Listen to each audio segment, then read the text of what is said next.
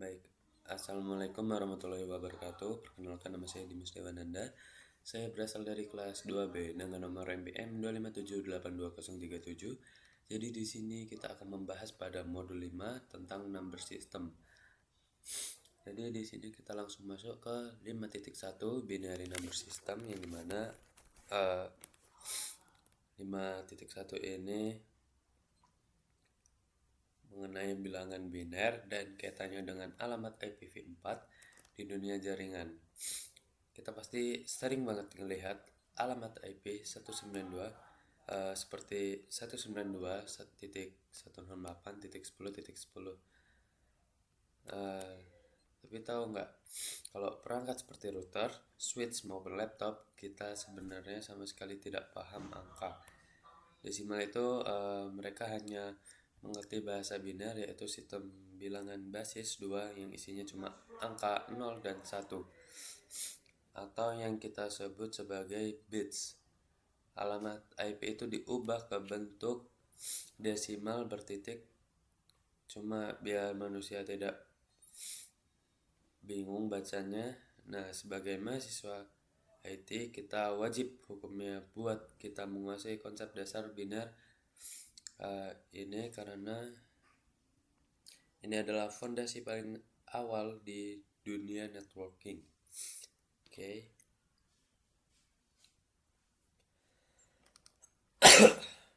Jadi kita akan masuk ke 5.1.3.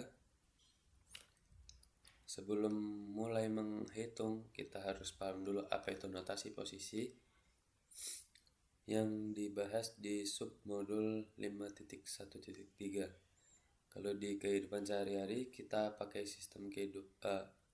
kita pakai desimal berbasis 10. Nah, sistem biner ini pakainya basis perpangkatan 2, yang dimana dalam satu blok alamat IP atau yang biasa kita sebut oktet, totalnya ada 8 bit.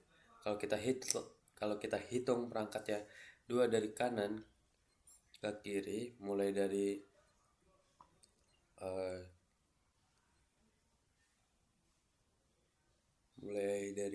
2 sampai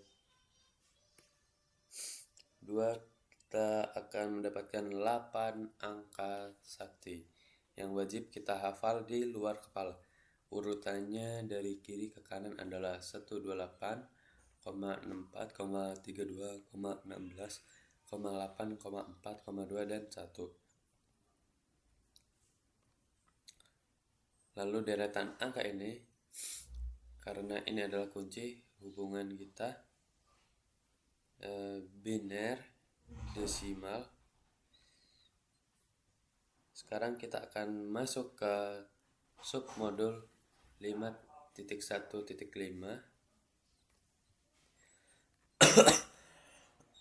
yaitu convert binary to decimal atau mengubah desimal. Rumusnya simpel sekali ya, cukup jumlahkan angka sakti yang di bawahnya ada angka 1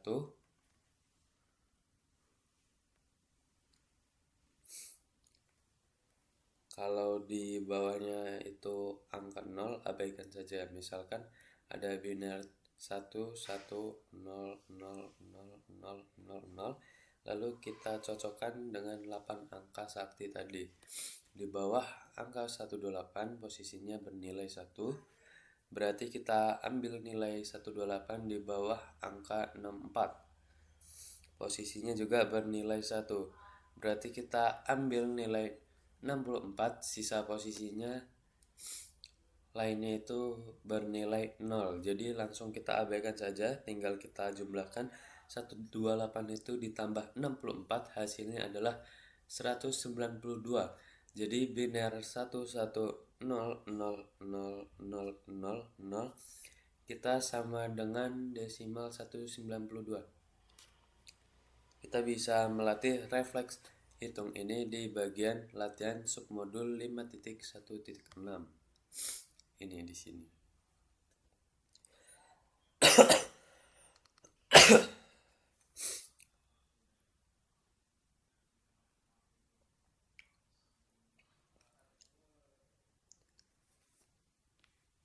Lalu kita akan masuk ke 5.1.7. Bagaimana sih kalau dibalik dari desimal ke biner seperti di materi 5.1.7 dan 5.1.8? Caranya adalah menggunakan metode pengurangan dari kiri ke kanan, memakai 8 angka sakti kita tadi. Mari kita uji angka desimal 168. Pertama, angka 128. Apakah 168 bisa dikurangi 128? Jawabannya itu bisa. Maka kita tulis bit 1. Sisa angkanya itu kita sekarang adalah 40. Kedua, angka 64. Apakah 40 bisa dikurangi 64? Jawabannya itu tidak bisa. Maka tulis bit 0. Ketiga itu angka 32. Apakah bisa 40 dikurangi 32? Jawabannya itu bisa. Maka tulis bit 1. Sisanya itu, sisa angkanya itu kita sekarang tinggal 8. Lalu keempat itu, apakah angka 16? Apakah angka 8 itu bisa dikurangi 16? Jawabannya itu tidak bisa. Maka tulis bit 0. Kelima, angka 8 apakah bisa dikurangi 8? Jawabannya bisa. Maka tulis bit 1.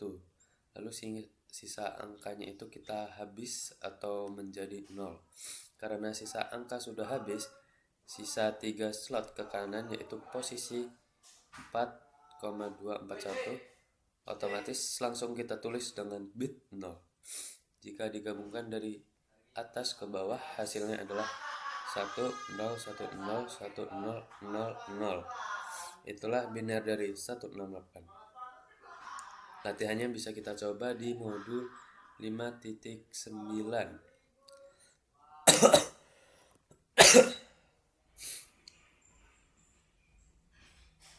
Lalu di sini kita akan masuk ke 5.10.15 dan juga 5.1.11. Jadi agar kemampuan hitung kita bisa makin tajam, Cisco juga itu menyediakan fitur seru di dalam submodul, yaitu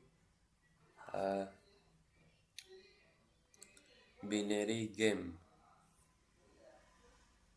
Lalu kita akan masuk ke 5.1.11 tentang IPv4 address, yang dimana itu adalah totalnya ada 32 bit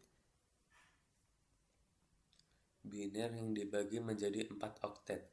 Yang menguasai konversi ini, biner ini adalah modal utama dan harga mati sebelum kita melangkah ke materi yang lebih jauh berikutnya, yaitu kalkulasi subnetting. Mungkin sekian penjelasan singkat dari saya. Kurang lebihnya saya mohon maaf. Saya akhiri. Wassalamualaikum warahmatullahi wabarakatuh.